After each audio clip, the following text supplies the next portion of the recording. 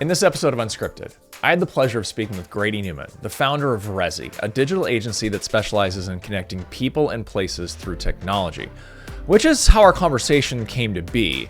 In the show notes, you'll find a link to a LinkedIn post that Grady put out about the need to bring people back into the focus of real estate and not just spreadsheets. And I have to be as transparent with all of you as I was with him when I reached out to discuss it. Honestly, it just did not sit well with me at first. I'm a big believer that the last thing any of us in the industry should do is vilify an area of rental housing, and that includes the ownership and asset management of rental housing. Grady's post made the hair on the back of my neck stand up on end, and I knew I had to discuss it with him. But what I found when we actually spoke was that he sees opportunity, not a shortcoming. Opportunity to improve community, opportunity to improve sustainability, opportunity to drive personally positive outcomes, and much more, which is what we spent our time talking through. And well, rather than give it all away here in the introduction, I'll let you hear it directly from Grady himself. But first, just a reminder that the views and opinions expressed in this podcast are those of the individual hosts and guests and do not necessarily reflect the official policy or position of LeaseLock. The content is intended for general informational purposes only and should not be construed as professional advice or endorsements. While we strive to ensure that the content is as accurate and up-to-date as possible, LeaseLock makes no representations or warranties of any kind, expressed or implied, regarding the accuracy, completeness, or reliability of the information discussed. The content is provided as is, and LeaseLock assumes no responsibility for any errors or omissions. Listeners should consult with qualified professionals before making any decisions based on the content of this podcast. This podcast may include references to third-party sources, which are provided for convenience and informational purposes only. LeaseLock does not endorse or take responsibility for the accuracy or reliability of any third-party content.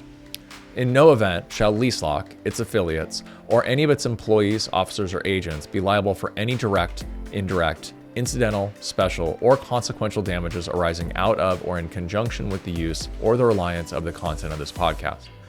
And now, with a highly scripted disclaimer out of the way, let's get unscripted with Grady Newman. Well, Grady, I really appreciate you coming in and doing this with me and having the conversation. And I guess we probably need to let the listeners in and the viewers in a little bit on what our conversation is going to be about, because you, a couple days ago, at least from the recording of this, put a post out on LinkedIn that as I responded to you, I kind of had that little hairs on the back of my neck stand up on it. And we'll talk about why here in a little bit, but describe for everyone the post that I wanted to talk about, what your message was. I really want to make sure your message gets there, not my response to it. Sure. And I'll be totally honest here. My message in this was not perfectly formed or shaped. In fact, it was a little bit of a test. So I haven't told you this yet, but this was I had been working on a white paper for a while of trying to get some of my ideas and thoughts and about the industry down, and wanted to just start teasing some of the topics and to see, what are things is this going to spark discourse? Is this something that people actually even have an interest in talking about? And I guess the answer is yes. I immediately reached out and I want to talk about this. Yeah. So I was thrilled to get your email, and definitely looking forward to talking about this topic. Okay. So again, what was the topic? Yeah. So people know me from being on the digital marketing aspect of this industry, but really I have a pretty vast background in all aspects of real estate, from development to construction. I had a company that focused more on the engineering side of property buildings. I just have a deep love for multifamily as a whole, and for its existence at the intersection of so much of our lives. And that's really what my post was about, is that I really see, and thankfully I'm in a position where I have an ability to step back and look at things, look at the way multifamily can affect change in our society and see it as a platform. And so I kind of try to find a way to talk about that, where I could identify that, hey, the way that we see multifamily on a day in, day out basis is about hitting numbers, hitting returns when we're looking at things from a certain perspective, which of course it absolutely is and is an essential part of its function. But are we still having these other bigger conversations? And can we step away and see this as a platform for affecting real change?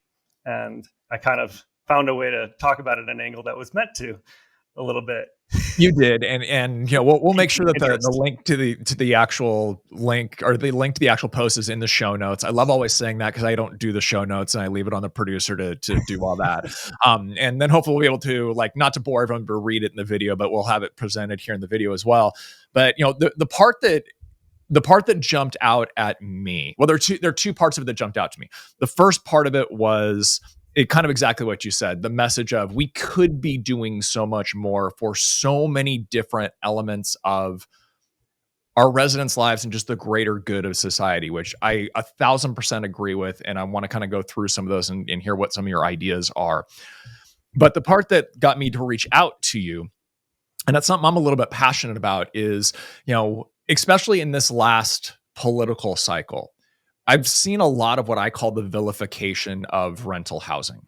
You can take that from the perspective of, rental housing is stealing the American dream. I saw another conversation going on today where we're talking about the cost of difference between, the cost to buy versus the cost to rent. And immediately, someone was in there and it was a financial planner that's like, oh, but you're stealing the opportunity to steal to create equity in for those people. And I'm not going to go down that rabbit hole this time, but there's this constant drumbeat of renting is bad. And whether they say it or not, it's renting is bad. And when you had mentioned in it, and the specific wording in it was like, we manage, via spreadsheets, and it literally, the hairs went up on the back of my neck. And the reason it's so visceral for me is when people think about, especially institutional ownership of real estate, they think of it as this big bad boogeyman behind the doors that they don't see. And what I want to continue to remind people of is, they're people like my parents. My parents were lifelong educators, and I've seen the way that their pension has taken care of them in ways that I didn't have to, and I've been incredibly thankful for that. And the people at CalPERS and CalSTRS did a lot of investing in institution or in multifamily to develop and deliver those types of returns. Mm-hmm. So that was, honestly, that was the reason that I was like, we've got to stop vilifying all these things. I realize that wasn't your intention, but I'm curious, when you hear stories like that, what do you think about that? Is that something that you also see? Was that something you're trying to generate reactions, which you did? Was it a push you're trying to push on, or what are you thinking? So that's a great topic to bring up, and I'll be clear. By no means do I feel that way. I'm passionate about the rental industry. In fact, I'm still a renter and always have been a renter, and that's by choice. I think that renting is a great option for living, and that we should be continuing to develop this in a great way. In fact, most developers are my heroes in many, many ways. I look up to them and the challenges that they overcome all the time, because it is not an easy thing to do. And I see that in many ways from afar. I've been close to it also, and have a great deal of respect for every project that is able to go from, idea to reality. It's a pretty incredible thing. But to your point, and I do want to get to this, is, the rest of your, again, when I read past the first couple sentences and I realized, okay, there's a lot more here to unpack. I think you brought up some really, really good points on some of the other opportunities. I'm kind of bringing up my notes for it to go through. So when you think about the other opportunities where we could be making an impact in housing, when I think of especially multifamily housing, multifamily housing, I think there's a reason we intentionally call them communities on the operations side. The investment side, we often call them assets, but someone who came up through the operational ranks personally, they're communities. They're not tenants, they're residents. They're not prospects, they're guests. And I think language does matter, but more importantly, I think the action matters more. So, what are some of the areas that you think that in multifamily housing we have the opportunity to do better? That's a great question. I think that there are a lot of areas that we can do better. We can always do better. I'm of that mindset generally. And, and by no means do I think that we're, falling short today, but I recognize that I believe that there to be a huge opportunity for this industry to take on challenges that we may be failing at in many other functions of our world. That I just think that when we talk about community, ultimately, calling it a community versus an asset, I'd say one step further is it's a home, and that this is and really what makes up a home are people. And that we really think of today multifamily as an investment in a building, but that I think if we can really take a step back and look at what we're actually doing is looking at the asset that we can invest in as people. It opens up your mind to a whole other massive opportunity by looking at, can we address issues in our environment? Can we look at sustainable ways of living? Can we have bigger impact on the community through agricultural sustainability, looking at health outcomes, looking at access to education, transportation issues? There are just many areas of society that we actually do have a big impact on as multifamily. So one of them I definitely want to unpack with you, because when I first thought about it, struggled to think of the ways we would have that impact, is the agricultural one. So I definitely want to cue you up that I want to come back to that one. But before we do, I want to go into some of the other ones that you'd listed in there. Because, like, for example, the education. I think that, and I've had this conversation with a couple different folks on the podcast. I'm thinking back to my conversation with Jeremy Tomlinson with Convolo Capital, where they've worked with a number of nonprofits on their deals, as they thought about repurposing clubhouses.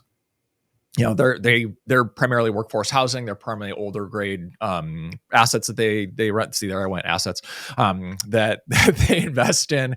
But one of the things they've looked at and have been working with nonprofits to come in and run a after school children's center. They desperately need the space.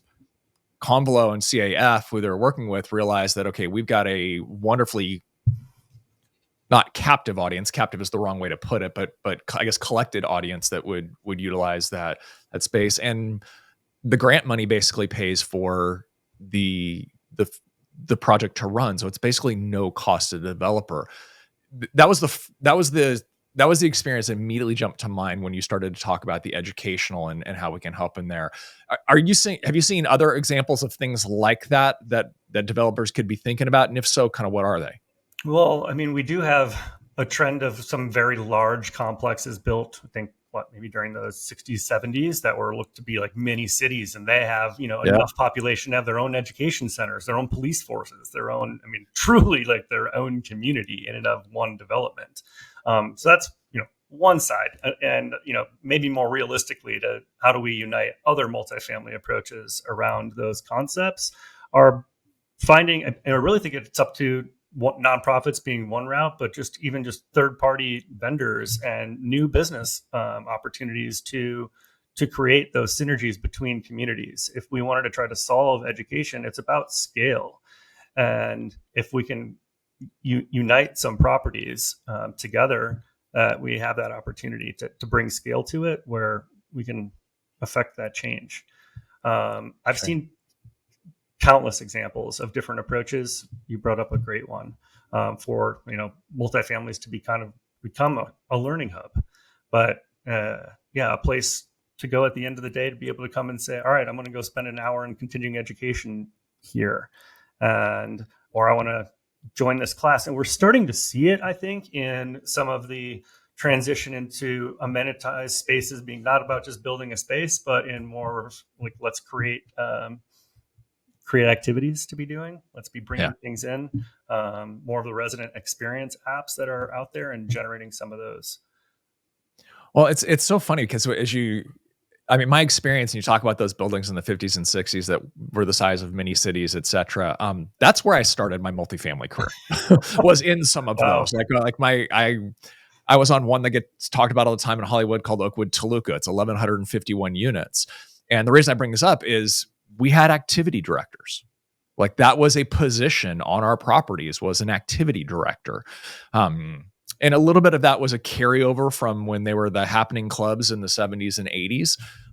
But it's a great example of where old becomes new again. The idea of, having the resident event and having, again, a staff dedicated to it was something we used to do on those larger properties. I'm not sure I know of any properties that have many more, but it's really interesting to that, because that's That felt like old becoming new again.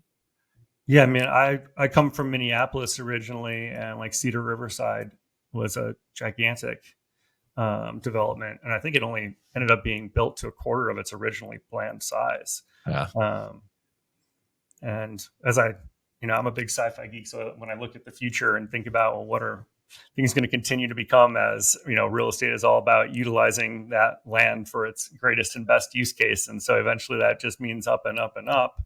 So how can we start to put in place some programs and some collaboration today that will affect positive outcomes on residents, that will help retain them and help grow their own life experience? Well, and I think that is an area you bring up a really good point of being not the sci-fi geek, although I am clearly a sci-fi geek if anyone sees my backgrounds. But the full disclosure, I'm a Tesla stockholder, but this is not advice I'm trying to go on this. But when you think about the robo-taxis and the self-driving cars and that entire concept, that is going to change, assuming that it's successful, which obviously I believe it will be, but assuming it's successful, that will hopefully materially change the way the building codes enforce how much parking has to be on a space. And you think about those older buildings, those 40, 50, 60s that are, predominantly parking lots. Yeah. To be really open. That's a lot of space that can be developed and a lot of space that can be utilized in more than just putting up more units. Absolutely, it can. There's a ton of space to be had. There's just so much opportunity here. It's hard to even know where to begin to unpack it. And that's where I was kind of just wanting to start the Discord. I've been in my own head on this for a long time and trying to just write things down, and really wanted to just open the discourse into how do we begin to solve some of these problems. I've seen some really unique approaches to this type of education. In fact, one of my favorite operating models I've seen where they don't have it's a company by the name of Vita out of Canada, and they don't actually have like property managers. They have what would be closer to like what you'd see as in college with an RA, and that they actually hire from within their residents and train them to become employees of the company. Yeah, you're hitting on so many different things that are there. I mean, it's I haven't gone to the point of thinking about it from a community manager perspective, but I have thought about why hasn't the gig economy become more into particularly back of the house after hours emergency maintenance?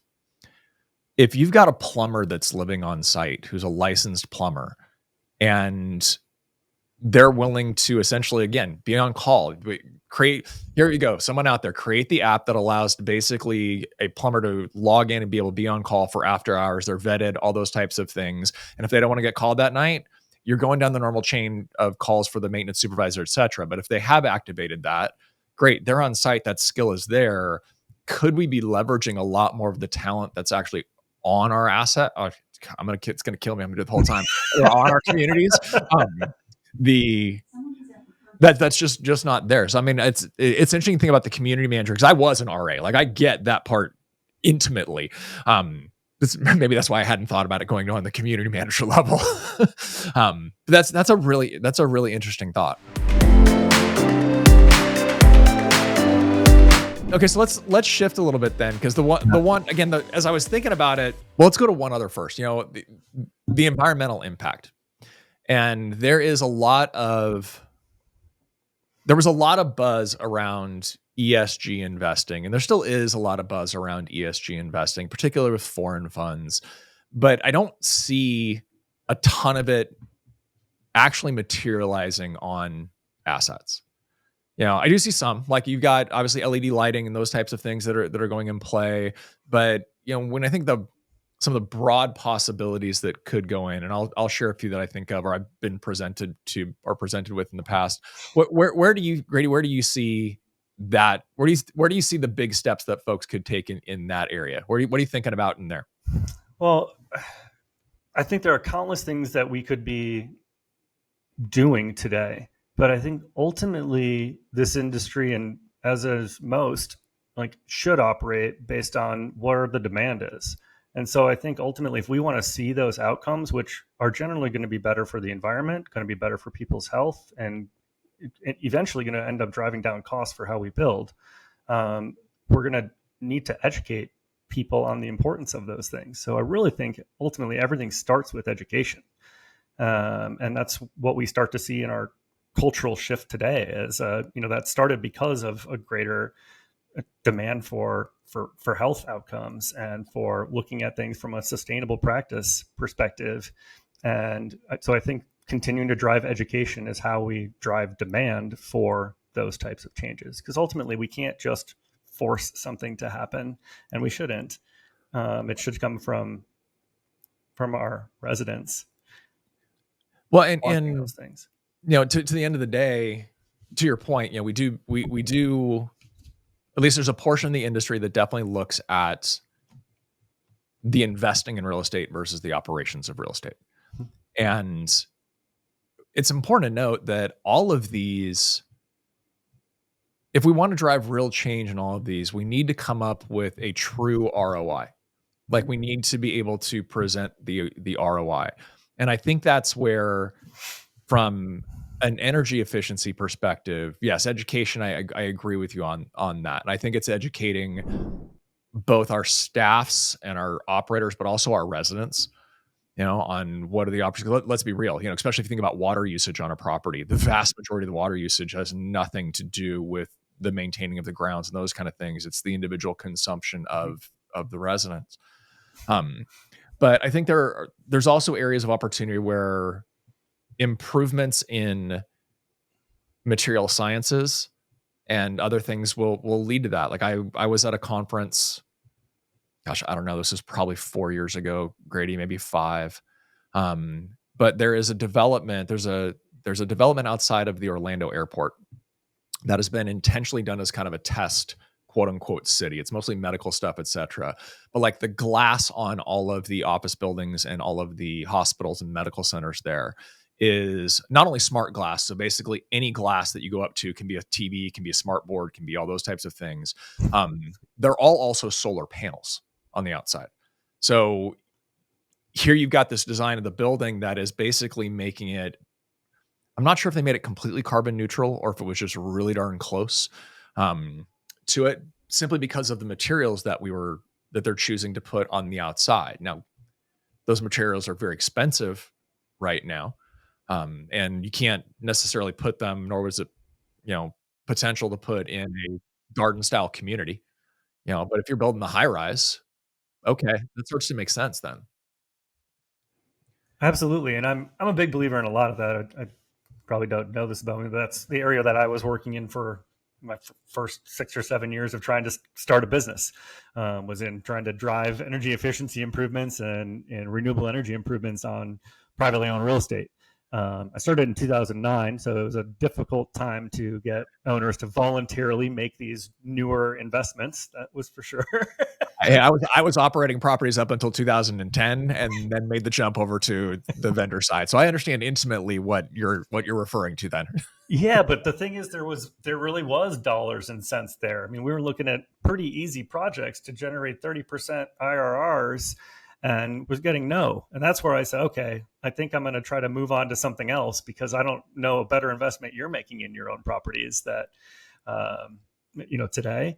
And again, it was, we needed a cultural shift to push more and have more demand for these types of changes, as well as, move beyond the fear that had been driven from, 2008 and so on. Yeah, I mean, that was obviously an interesting time. I was working for a fully integrated shop. We had a development arm in that. So I watched the way the spigot just turned off, at that time. And it'll be interesting to see, not to get too far off topic, but it'll be interesting to see, end of 2025, early 2026, as to, do we see the spigot open back up again? Because right now, if you look at deliveries that are scheduled for that time frame, it's next to nothing. Like, it's going to be the lowest delivery period. 2026 is looking like it's going to be one of the lowest delivery years on record. I should take it back. Lowest starts on record, not deliveries. Forgive me, starts on that. But let's go to another area that you had put forth in there that I was struggling to see, okay, where can we make a really meaningful difference on this? I'd love to get your take on it. And then I do want to ask you about the white paper that you're forming. I didn't know you were doing that until we went into the comments. But I do want to hear about it and promote it and for here. But you thought we could make a meaningful difference in the world of agriculture. Yeah. Outside of rooftop gardens, please talk to me about what you mean. I'm really curious to hear your take on this. Oh, well, one is, again, around education. Most of our agricultural problems that I see today, this has become really a passionate area for me as I've made some drastic changes in my own education and in my own diet with the health outcomes I was seeing. I'll be open. I was diagnosed with gout at the age of 30, not something that you typically see. Comes from probably many years of being an entrepreneur and grinding and living on Mountain Dew and pizza, and quickly learned that, hey, my body needs actually healthy fuel to operate, and that I need to make some big changes in my life. And so I did, and then I've tried to take things further and experiment with different dietary changes. Moved to a plant-based diet. Move to, you can easily live on a plant-based diet and it still not be healthy. Ultimately learn about how do you, what are healthy foods to intake. And there are parts of our country where we still have humongous, food deserts and just even access to the right kinds of foods. And, the amount of land mass that's taken by multifamily is pretty significant. And with the technologies that there are today for vertical gardens, for indoor gardens, for education around food, for an ability to show how to cook food, how not to cook food, how to make sure that we are getting nutrients and nutrient-dense food is important.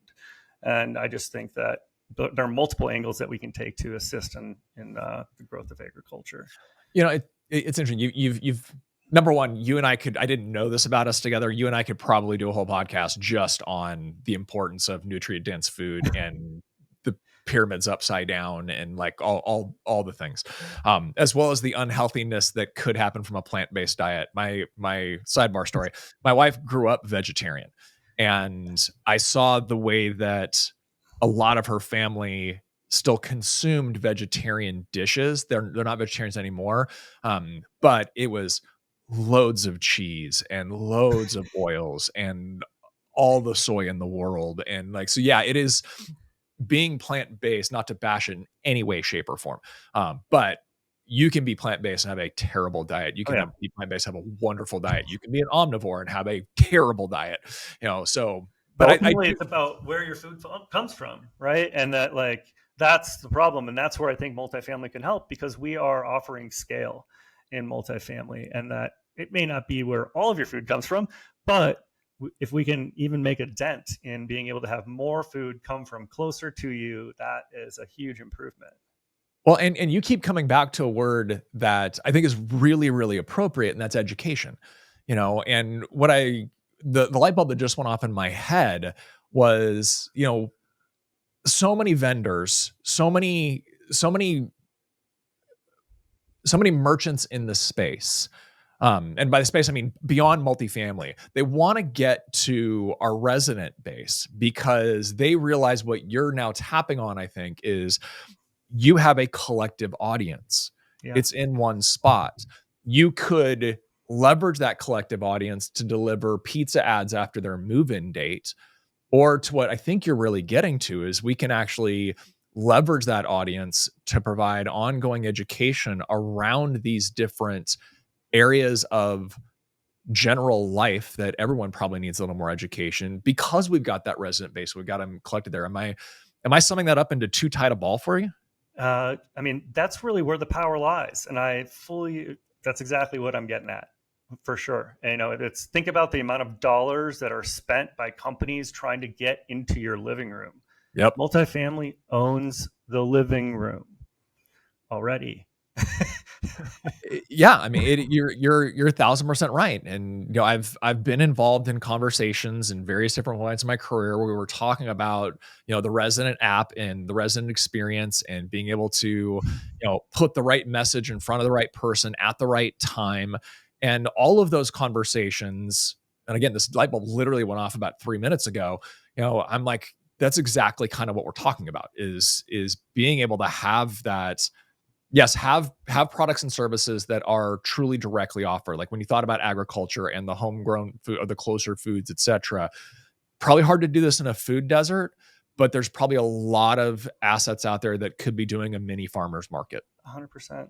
And I'm sure the local artisans would love nothing more than to be able to take the local honey and sell it on a table, you know, on a Friday afternoon or on, Tuesday as people are coming home from work, kind of a thing. I think it's a really, really good idea. Okay, so we've been going almost a half an hour at this point, and I've committed myself that I'm not going to become a 3-hour podcaster, although I think I'm capable of it. Talk to me about the white paper. Like, what are you actually putting together? What is it? What is it about? When do you expect it to release? If you have those kind of dates yet, give us a thought of what you're doing. I mean, I don't. I honestly, I was on my flight to Optech and I spat out like 20 pages. I just Wow. got on a roll of saying, all right, I need to get all these topics that I have in my head just down. Okay, that couldn't have been that long a flight for you because you're East Coast. Yeah, it was only a couple hours. So no, this stuff has been pent up for a while. And I'm sure the person next to me was like, what is going on? I was just literally, it's hard sometimes for me to keep up with my brain, but I did my best job possible and just started jotting down every idea that I've ever really had and around multifamily and the things that I think it can go into. And I dove into, these different areas of the society that I think we can have improvement. One that I want to bring back up before we move on today is, tackling the loneliness epidemic and the different things that can be done through a community. So we'll definitely want to touch on that. But, even just getting back to like the power of scale, like there is an incredible amount of data that we have at our disposal that gigantic companies would be just chomping at the bit to be able to have access to. And we have it and we're not using it. We're not using it for good, we're not using it for bad. We're not even, I don't think, fully realizing it's there. No, we definitely haven't. And I would say, I actually had this conversation with Moshe Crane a couple weeks ago. And I think a large portion of that is because even the data companies in multifamily have not been really great with data for the last 30 years from a true data perspective. To your point, yes, there is an amazing amount of behavioral data that is out there that could be leveraged in very, very good ways that are good for residents. It's good for profitability. It's good for operations. That just right now, it's either siloed or disparate or, not normalized. And there's so many challenges. And I know all the groups are working through it. And I do have very high hopes that in the near future, we will be able to do a lot of what you're talking about. And again, I look at it very much that it's going to be bringing good to the industry, not just, again, increased profitability.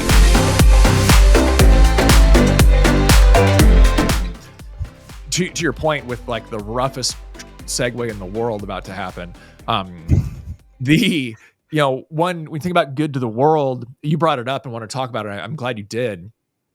One of the areas that I think that multifamily, let's put it, housing in general, and I'll say collective housing. I don't think SFR has the same opportunity to do a lot of what we've been talking about because of the scattered site nature of single family rentals for the most part. Yeah. But senior housing, student housing, affordable housing, anywhere where you are getting people together, I think has the opportunity to do a lot of what we've been talking about. And one of the ways that I think that the student space is leading this charge is in mental health. And I'd sent you the nonprofit and the link. There's several years ago, and I'm going to bring Jen Cassie from Cardinal Group on the podcast. So we're going to talk about this because I think it's important to hear it straight from her. But I interviewed her for another recording a couple of years ago, and she was telling me about this group in student housing that's called Hi, How Are You? And for anyone who wants to go check it out, please do. It's hihowareyou.org. It is a relatively simple approach, but it's so powerful. And it's simply it was a number of student operators who saw the mental health deteriorating across their organizations. This was during the pandemic in particular. And there was a couple very specific instances of, and unfortunately, if you're in multifamily long enough, you're going to deal with this. And there was someone who had a suicide on their property. And unfortunately, it's just a reality. We're in people's homes and lives. And unfortunately, that's a part of a lot of people's lives, too many. And they realized, though, that they needed to do something about it. And they needed to, have a program that is literally stop and ask how you are. And I realize that was a long-winded way to get to this question, but when you think about mental health and what we can provide, I mean, that's one example of the way that student is doing it. I'm desperate to keep telling the story because I want multifamily to follow suit. But what are you've had a whopping, I think, 24 hours to think about this now since I put it in front of you. What are your thoughts around the mental health aspect of it? Well, I mean, it's when I've moved into a home, as most people would traditionally think of it, and be in a neighborhood in a single family home. Yeah. I get to know my neighbors, and that's a pretty standard part of most of the times when I've lived in a single family residential experience. That has not been the case generally when I've found myself living in an apartment building where I have many more neighbors.